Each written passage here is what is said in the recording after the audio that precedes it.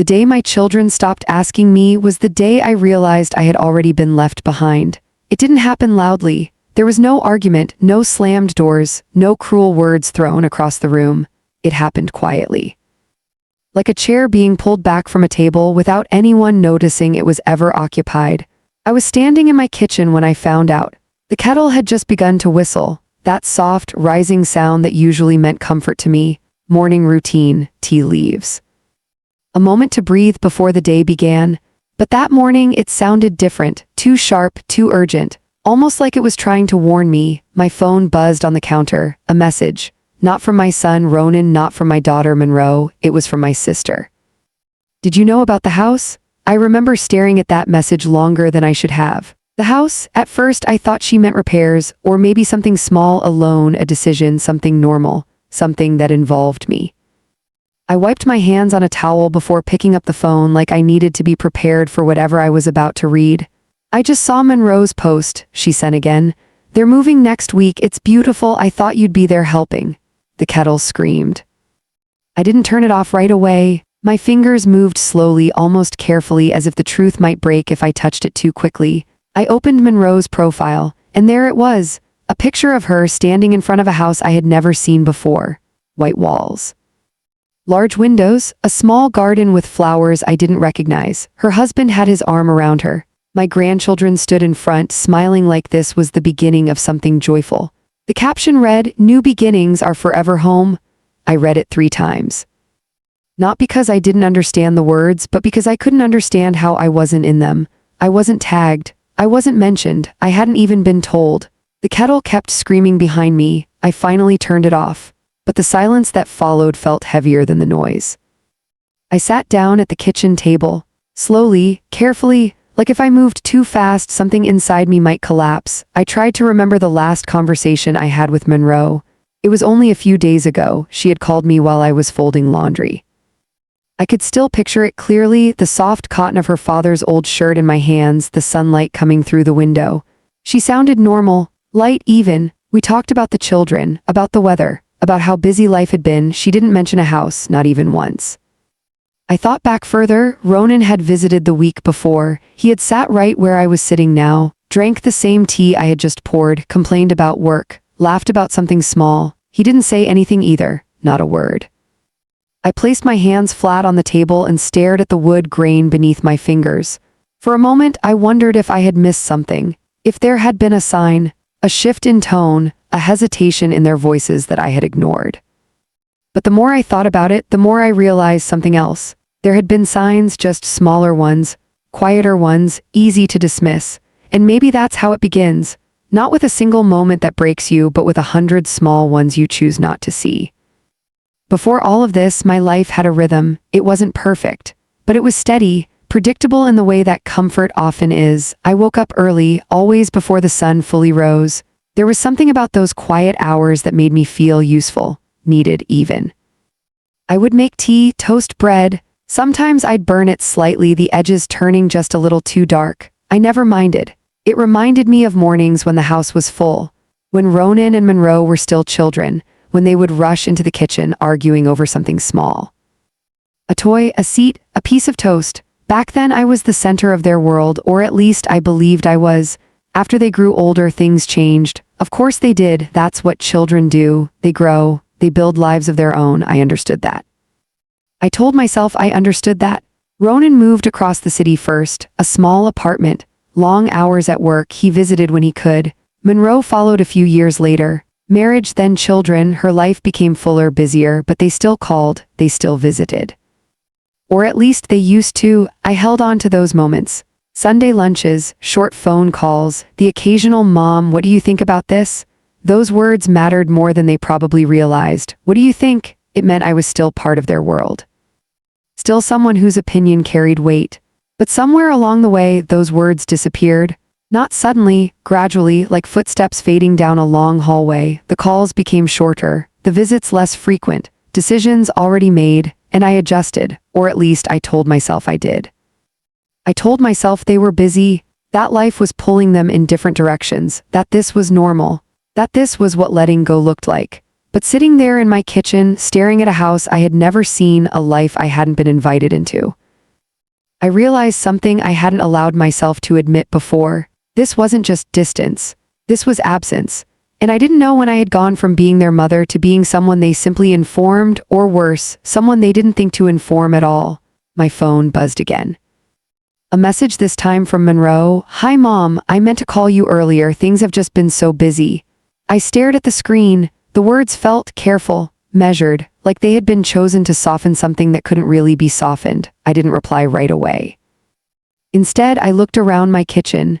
At the same walls, the same table, the same quiet that had slowly grown louder over the years. And for the first time, I asked myself a question I wasn't sure I was ready to answer. When did I stop being part of their decisions? Or worse, when did they decide I didn't need to be? I picked up the phone. My fingers hovered over the screen. And for a moment, I didn't know what to say, because some realizations don't come with anger. They come with something quieter, something heavier, something that settles into your chest and stays there. I finally typed, "That's a beautiful house." I paused, then added, "I wish I had known." I stared at the message for a long time before sending it. And when I finally did, I knew something had already changed. Not just in their lives, but in mine. Monroe didn't reply right away. That, more than anything, told me I wasn't imagining it. There was a time when my messages never sat unanswered, not for long at least. Even a simple "I'll call you later" used to arrive within minutes, but now the silence stretched. I placed my phone face down on the table as if not looking at it would make the waiting easier. It didn't. The house felt unusually still that afternoon, not peaceful, just still. Like everything inside, it had paused to listen to something I couldn't quite hear. I stood up and walked toward the window. Outside, a neighbor was watering her plants. The steady stream of water hitting the soil felt oddly grounding. Life was continuing, just not mine. I tried to shake the thought away. This wasn't the first time I had felt a distance between me and my children. It had been building for years in small, almost invisible ways. But until that moment, I had never given it a name. I had always softened it. Excused it, protected it. Later that evening, Monroe finally called. Her voice came through the phone warm but slightly rushed. "Hi Mom," she said. "I'm so sorry today has been chaotic." I nodded even though she couldn't see me. "I can imagine," I said quietly. There was a brief pause, not long enough to be obvious but long enough to feel. "I was going to tell you," she added quickly, "about the house. Everything just happened so fast." I leaned against the kitchen counter, gripping the edge lightly. "How fast does something like that happen?" I asked. I didn't mean for it to sound sharp, but it did. She exhaled softly. "We've been looking for a while," she admitted. "Nothing serious at first, just browsing. And then this one came up and it felt right." "And you didn't think to mention it?" Another pause, longer this time. "I didn't want to get your hopes up," she said finally. "You know how these things go, deals fall through, plans change." I closed my eyes. That explanation sounded reasonable, too reasonable. It had all the right words, but none of the truth I was looking for. "My hopes," I repeated softly. "Monroe, it's not about the house." "I know," she said quickly. "I just didn't want to complicate things." Complicate, the word landed heavier than I expected. "When did I become a complication?" I asked. She didn't answer immediately, and in that silence I felt something shift, not between us, but inside me. "I didn't mean it like that," she said, her voice softer now. "Mom, please don't take this the wrong way." I almost smiled, because there is no right way to take a sentence like that. "I'm trying not to," I replied. Another pause, then she changed the subject. "You'll love the house," she said with a forced brightness. "There's a small garden. The kids already picked out where they want to plant flowers, and there's a guest room you can visit anytime." Visit? The word felt unfamiliar. I used to belong in their homes. Now I was being invited into them. "That sounds nice," I said, and I meant it. Or at least I wanted to. We spoke for a few more minutes after that, about the children, about the move, about practical things. Nothing deep, nothing real. When the call ended, I stood there holding the phone for a long time. It wasn't what she said that stayed with me, it was what she didn't say. That night, I couldn't sleep. The clock ticked steadily on the wall, marking time in a way that felt almost deliberate. I turned from one side to the other, trying to quiet the thoughts that refused to settle. But memories have a way of surfacing when everything else is still. I thought about when Monroe was younger. She used to come into my room late at night, carrying her pillow, her blanket trailing behind her like a small shadow. "Mom," she would whisper, "I can't sleep." And I would lift the covers without a second thought. There was no hesitation then, no distance. Just a simple understanding she needed me. I wondered when that changed. Not the needing, but the telling. When did she stop coming to me and start handling things on her own? And more importantly, why did she feel like she had to? The next morning, I decided to visit Ronan. I didn't call ahead, not out of anger, but out of something I couldn't quite name. Maybe I wanted to see if I still had a place in his life that didn't require permission. His apartment was on the third floor of a building that always smelled faintly of detergent and something fried. I climbed the stairs slowly, noticing how each step echoed louder than I remembered. When I reached his door, I hesitated, just for a moment. Then I knocked. There was movement inside, footsteps, a chair scraping lightly against the floor. The door opened. Ronan looked surprised, not unhappy, just surprised. "Mom," he said, "what are you doing here?" I smiled, trying to keep it natural. "I was nearby," I lied. "I thought I'd stop by." He stepped aside to let me in, but there was a slight hesitation in the movement. So small most people wouldn't notice it. But I did. The apartment looked different, not drastically, just rearranged. There were boxes near the wall, papers on the table, a laptop open, screen glowing. "You're busy," I observed. "A little," he admitted. "Work stuff." I nodded, walking slowly into the room. "Is this a bad time?" No, he said quickly. "It's fine." But his tone didn't match his words. I turned toward him. "Did you know about Monroe's house?" I asked. He froze just for a second, but it was enough. "Yeah," he said. "She mentioned it." "When?" "A while ago." "How long is a while?" He ran a hand through his hair, looking away briefly. "A few weeks, maybe." I let that settle between us. "And you didn't think to tell me?" His expression shifted, not defensive, just uncomfortable. "I thought she would," he said. I took a step closer. "And when she did," he didn't answer right away. Instead, he walked over to the table and closed his laptop. A small, unnecessary gesture.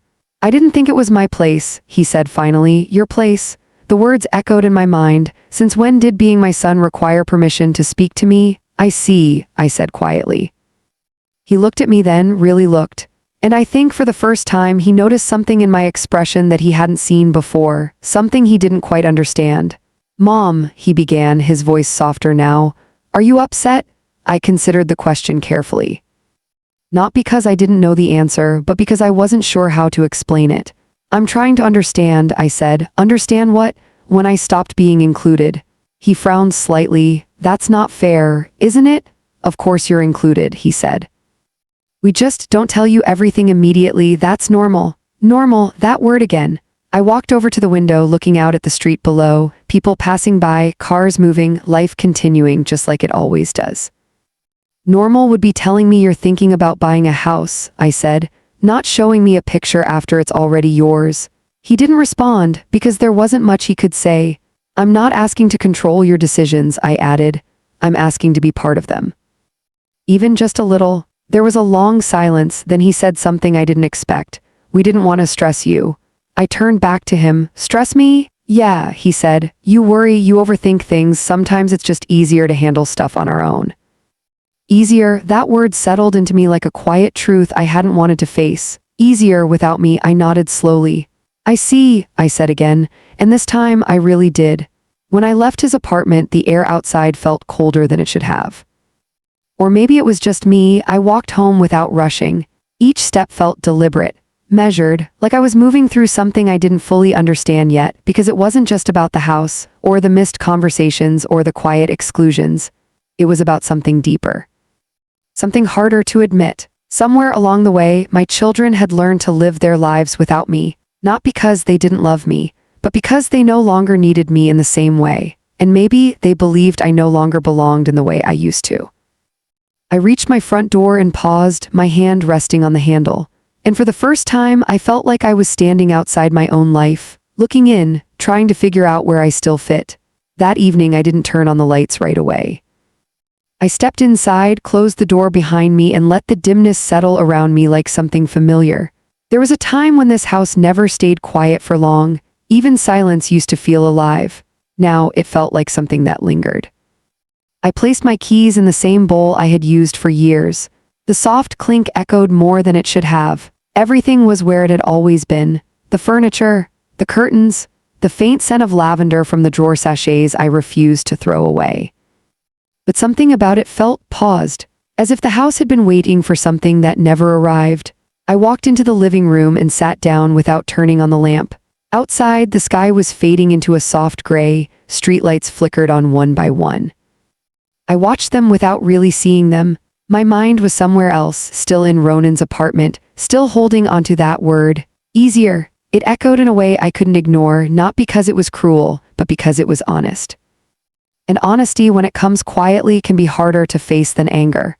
The next few days passed in a strange kind of rhythm. I went through my routines, woke up early, made tea, folded laundry that didn't need folding, rearranged things that didn't need rearranging. I called Monroe once, she didn't pick up, she texted back later. "Sorry mom, movers here, will call soon." She didn't. Ronan sent a short message the next day. "Hope you're doing okay." I stared at it for a long time before replying, "I am." It was easier to write than to explain. On Thursday afternoon, my neighbor, Mrs. Patel, knocked on my door. She was holding a small container wrapped in foil. "I made extra," she said with a gentle smile. "Thought you might like some." I stepped aside to let her in. "Thank you," I said. "You didn't have to." "I know," she replied simply, "but sometimes we do things because we want to." That sentence stayed with me longer than the smell of the food she brought. We sat together at the table. She talked about her grandchildren, about how noisy they had been the last time they visited, how they left toys scattered everywhere. "It drives me crazy," she said, shaking her head lightly. "But when they leave, oh, the silence is worse." I nodded. "I understand," I said. She looked at me then, not casually, not in passing, but in that quiet, knowing way some people have. "Your children haven't been around lately," she said gently. It wasn't a question. "No," I replied. She waited, not pushing, not probing, just leaving space. "They're busy," I added, another small truth, another incomplete one. Mrs. Patel stirred her tea slowly. "Busy is part of life," she said, "but distance, that's something else." I didn't respond, because I wasn't ready to put a name to it out loud. After she left, I stood at the sink washing the dishes she had used. The water ran warm over my hands, steady, predictable, unlike everything else. And for a moment I let myself feel it, not just the confusion, but the quiet sadness that had been building beneath it. Not sharp, not overwhelming, just present, like a weight I had been carrying for a long time without realizing how heavy it had become. On Saturday morning, Monroe finally called again. Her voice sounded different this time, more tired, less careful. "Mom," she said, "I'm sorry I haven't called. The move has been a lot." "I can imagine," I replied. There was noise in the background, children talking, something being moved. It sounded like a life in motion. "I was thinking," she continued, "maybe you could come by next weekend once everything settles a bit." Next weekend. Not now, not during the chaos, after things were arranged, after everything had found its place. "Of course," I said, and I meant it, but something about the invitation felt delayed, like I was being introduced to something that had already begun. We spoke briefly after that, about the children. About how the new house was coming together, about where they planned to put things. I listened. I responded. I played the part I knew how to play, but the whole time I couldn't shake the feeling that I was hearing about a life from the outside. Like someone describing a place I used to belong to. When the call ended, I didn't sit down this time. I didn't wait for the silence to settle. Instead, I walked down the hallway, past the framed photographs, past the small details I had collected over the years.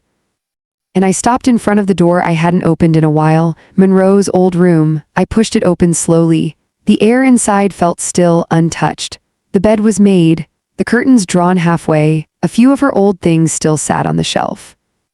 Books she never took with her, a small box of letters, things that once mattered, things that were left behind. I stepped inside and sat on the edge of the bed. The mattress dipped slightly under my weight. I ran my hand over the blanket, smoothing a crease that didn't need smoothing. And for the first time since all of this began, I allowed myself to ask a different question. Not when did they leave me out, but had I also let go without realizing it?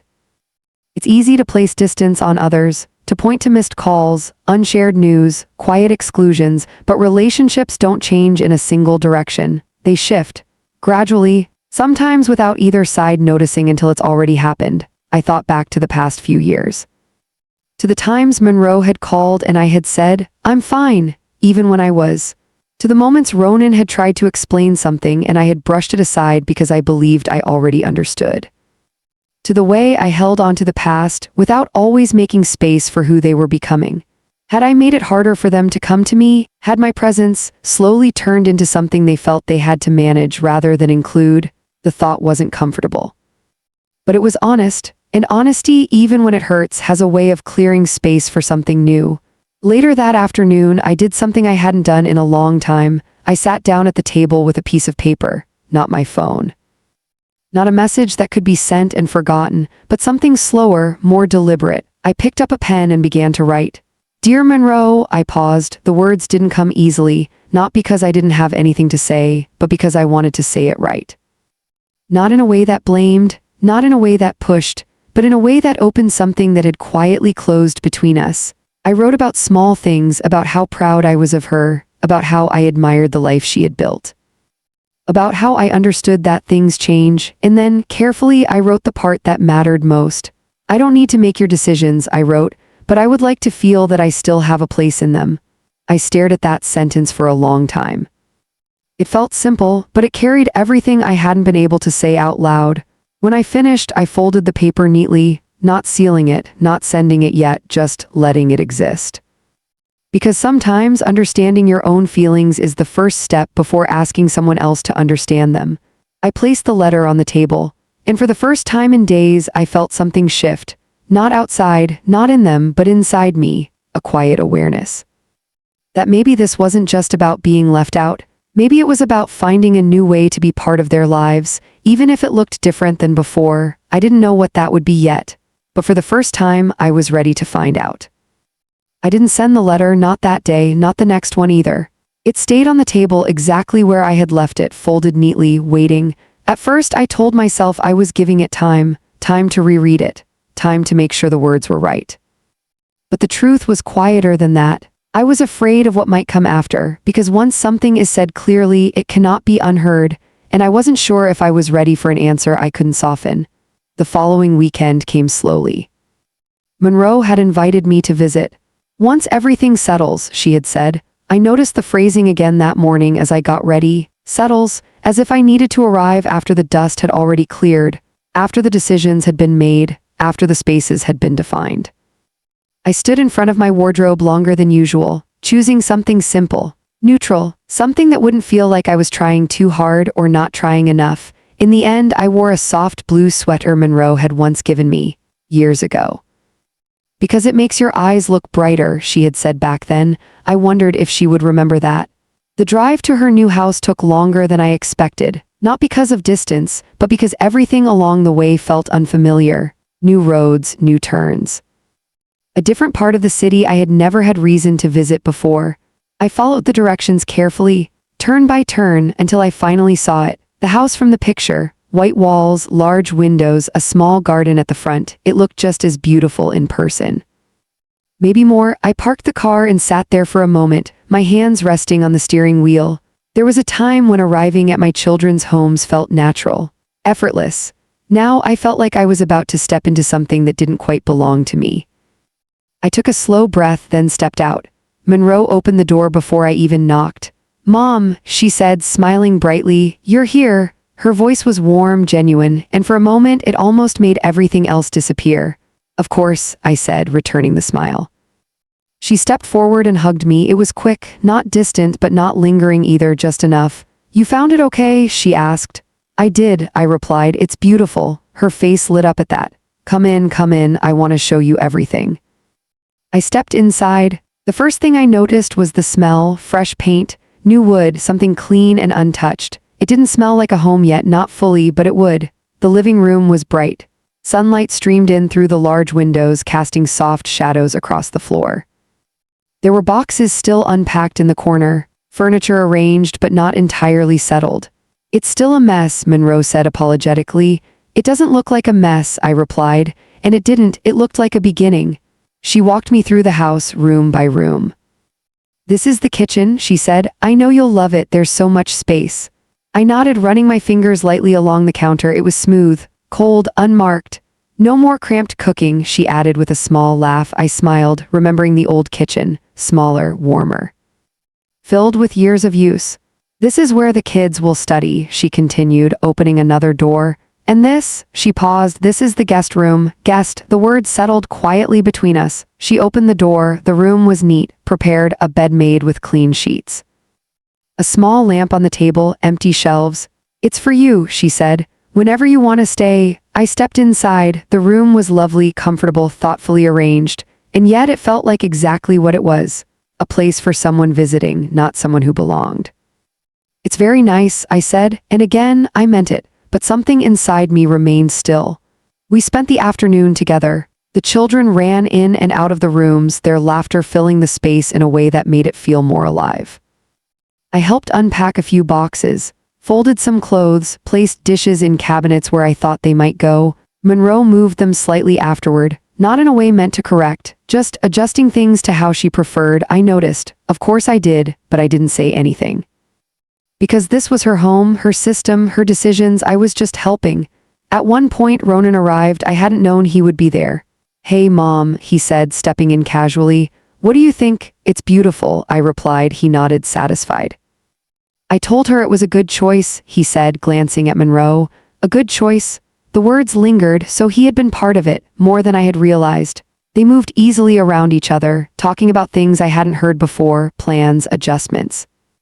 Small decisions about the house. I listened, followed along, but I wasn't part of those conversations, not because they excluded me deliberately, but because those conversations had already happened before I arrived.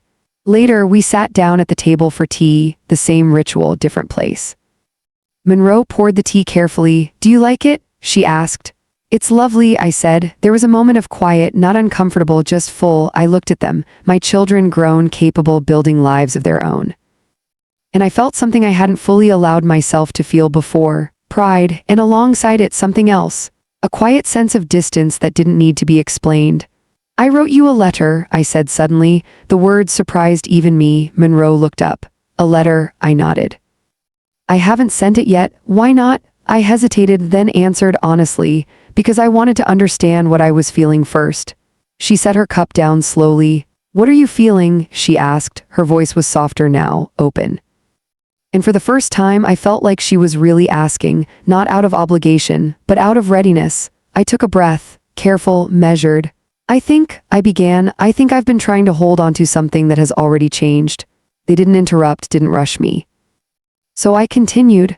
I kept waiting to be included the way I used to be asked, to be part of every decision. I looked down briefly at my hands, then back at them. But that's not how your lives work anymore, I said. Monroe's expression shifted. Not defensive, just thoughtful. That doesn't mean we don't care, she said gently. I know, I replied, and this time I truly did. I don't think you meant to leave me out, I added. I think you've just learned to move forward in your own way. Ronan leaned back slightly in his chair. We didn't want to burden you, he said again. I nodded. I understand that now, I said. There was a quiet pause, then I added something I hadn't planned to say, but understanding it doesn't mean it didn't hurt. The words hung in the air, not heavy, not accusing, just honest. Monroe reached for her cup again but didn't lift it. I didn't realize, she said softly. I know, I replied, and I did. That was the part that had taken me the longest to accept. They hadn't excluded me out of cruelty, they had simply moved forward and I hadn't fully moved with them. We sat there for a while after that, talking, not about the house, not about logistics, but about something quieter, the space between us, and how it had formed. Not in a single moment, but over time, in small ways, unnoticed until it was. And for the first time since all of this began, it didn't feel like something that had to be fixed. It felt like something that had to be understood. We didn't resolve everything that afternoon. There was no single sentence that brought everything back to the way it used to be, no moment where we all suddenly understood each other completely. That isn't how real things work. Instead, something quieter happened, something slower. We stayed at the table longer than usual. The tea grew cold, but none of us rushed to refill it. Monroe spoke first. I thought I was protecting you, she said carefully. I looked at her, not interrupting. From what? I asked gently. From worrying, she replied. From feeling like you had to be involved in everything. I didn't want you to feel responsible for things that weren't yours anymore. Her words were thoughtful, measured, and I could see the truth in them, not all of it, but enough. I never needed to be responsible, I said. I just wanted to feel included. Ronan nodded slightly as if that distinction had finally settled into place for him. We didn't realize there was a difference, he admitted. I believed him, because for them, moving forward meant independence. For me, it had felt like distance. Neither of us had been wrong, but we hadn't been aligned. Later that day, I helped Monroe in the kitchen. We moved around each other carefully at first, like two people relearning a familiar space. Can you pass me the plates? She asked. I handed them to her. She placed them neatly on the counter. Not there, she said after a moment, adjusting them slightly. I'm still figuring out where everything goes. I smiled. So am I replied. She paused, then smiled back. It was small, but it felt like something. As the evening approached, the house began to quiet down. The children grew tired. Their energy softened into slow movements and quieter voices. I watched Monroe tuck them into bed. Her gestures were familiar, gentle, patient. I saw myself in those small movements. The way she smoothed their blankets, the way she paused at the door before turning off the light. It reminded me of nights long ago, when she had been the one asking for just 5 more minutes. I stood in the hallway, watching without interrupting, not because I wasn't welcome, but because I understood something I hadn't before. This was her rhythm now, her role, and I was no longer at the center of it. When she came back into the living room, she found me standing near the window. Stay tonight, she said softly. You don't have to drive back. I turned to her. The offer felt genuine, not polite, not obligatory, just simple. I thought about it, about the guest room, about what it represented. Then I nodded. I'd like that, I said. The guest room was quiet, comfortable, prepared. I placed my bag on the chair and sat down on the edge of the bed. For a moment, I just listened, to the faint sounds of the house settling, to the distant murmur of Monroe and Ronan talking in the next room, to the soft stillness of a place that was new but already full. I lay down slowly. The mattress felt unfamiliar, not uncomfortable, just different. I stared at the ceiling, and for the first time since all of this began, I didn't feel like I had been left out. I felt like I had been repositioned, not removed, just moved to a different place. And maybe that wasn't something to resist, maybe it was something to understand. The next morning, I woke up earlier than everyone else. Old habits, they don't leave easily. I stepped quietly into the kitchen. The light outside was soft, barely there. I found the kettle without asking, filled it, set it on the stove. For a moment I hesitated. This wasn't my kitchen, not my routine, but then I continued, because some things don't need permission. The kettle began to warm, a familiar sound in an unfamiliar space.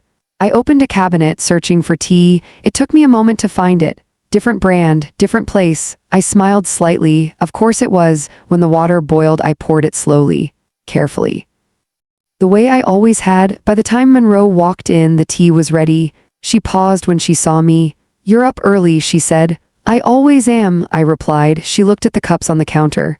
You didn't have to do that. I know, I said. Then after a small pause, I added, but I wanted to. She didn't respond right away. Instead, she stepped forward and picked up one of the cups, took a sip, then nodded. It's good, she said. I smiled. Some things don't change, I replied. She looked at me then. Really looked, and I think she saw something different. Not someone waiting to be included, not someone holding onto what used to be, but someone adjusting, quietly, carefully, in her own way. Later that morning, before I left, Monroe walked me to the door. Thank you for coming, she said. Thank you for inviting me, I replied. There was a pause, then she said something that stayed with me. I'll try to tell you things earlier, she said. I nodded. And I'll try not to expect to be part of everything, I replied. We both smiled, not because everything was fixed, but because something had been acknowledged. And sometimes that's where real change begins. The drive home felt different, not lighter, not heavier, just clearer. The roads were the same, the turns familiar now, but my thoughts had shifted. I wasn't replaying conversations.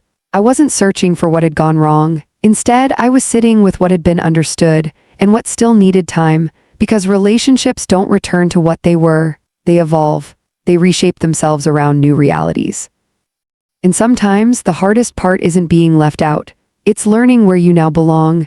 When I reached my house, I stepped inside and paused. The silence was still there, but it didn't feel as heavy. It felt honest. I walked to the table. The letter was still there.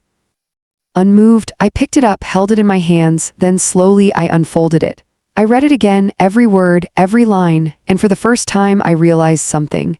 This letter wasn't just meant for Monroe, it had been meant for me. A way to understand what I was feeling, a way to say something I hadn't been ready to admit out loud. I folded it again, but this time I didn't put it back on the table. I placed it in a drawer, not hidden, just kept. Because its purpose had already been fulfilled. That afternoon, my phone buzzed, a message from Monroe. "Mom, we're thinking of planting flowers this weekend. The kids want your advice." I stared at the screen for a moment, then smiled, not because it was a big gesture, but because it was small, natural, unforced, and maybe that's what being part of their lives looked like now, not being at the center, but still being included in ways that mattered. I typed back, "I'd love that." And when I sent it, it didn't feel like I was reaching for something that was gone. It felt like I was stepping into something new. The following weekend, I returned to Monroe's house. This time, I didn't sit in the car before getting out. I didn't study the walls or measure the distance between myself and the front door. I simply parked, stepped out, and walked up, not as someone arriving late to something that had already begun, but as someone who knew her place had changed and was learning how to stand in it. Monroe opened the door again, but this time she didn't sound surprised. "Mom," she said, smiling in a way that felt easier. "We've been waiting for you." Waiting. It was a small word, but it settled somewhere warm. The children were already in the garden, kneeling in the soil, hands dirty, voices loud with excitement. "Grandma," they called when they saw me. I bent down to hug them, feeling the familiar weight of their small arms around me. "What are you planting?" I asked. "Flowers," the youngest one said proudly. "Mom said you know which ones grow best." I glanced at Monroe, who was standing a few steps behind them. She shrugged lightly. "I thought you'd know better than me," she said. I smiled. "Let's see," I replied. We spent the morning in the garden. The soil was soft but uneven, freshly turned, uncertain in the way new beginnings often are. I showed them how to space the seeds, how to press them gently into the ground. "Not too deep," I said. "They need room to breathe."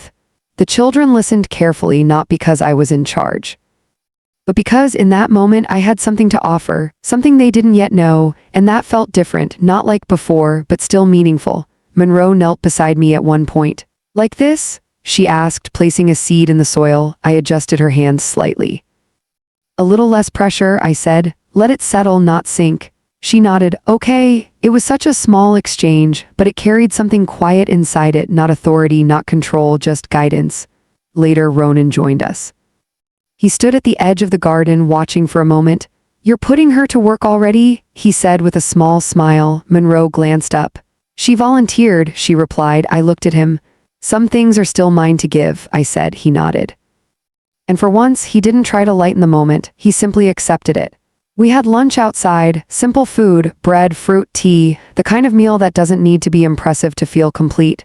The conversation moved easily, not deep, not heavy, but steady. Ronan spoke about work, Monroe talked about the house. The children interrupted often, their stories scattered and unfinished. And I listened, sometimes speaking, sometimes just being there, and I realized something I hadn't noticed before. I didn't need to be at the center of the conversation to feel part of it. I just needed to be present without expecting to hold it all together. At one point, Monroe turned to me. "We're thinking of repainting the living room," she said. "What do you think about lighter colors?" I paused, not because I didn't have an opinion, but because I was choosing how to offer it. "They can make the space feel bigger," I said, "but sometimes warmth matters more than size." She considered that. "Maybe something in between," she said. "Maybe," I replied.